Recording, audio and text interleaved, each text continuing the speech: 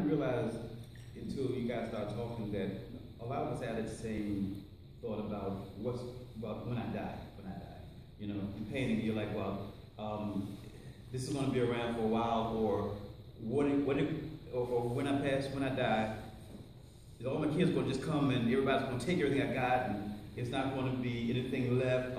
Should I just donate everything I got to a museum to know that there's longevity in all that I've built and created? It's like we are building something, we're creating something that should be around and should last. This is a renaissance that we're in.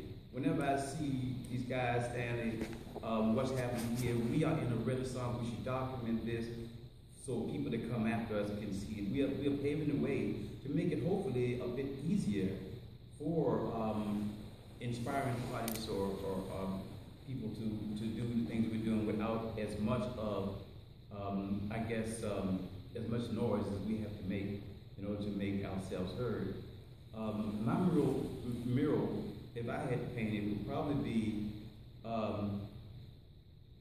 almost like revolutionary. Not just serious, but about things that has happened in time. To capture the lives of people, citizens, incidents and things that happen. My story, to me, is the world story, because I live in it. You know, there's only one race, that's a human race. And we all are going through the same change together. So I think mine would be more about the history of where we are, where we come from, where we are now.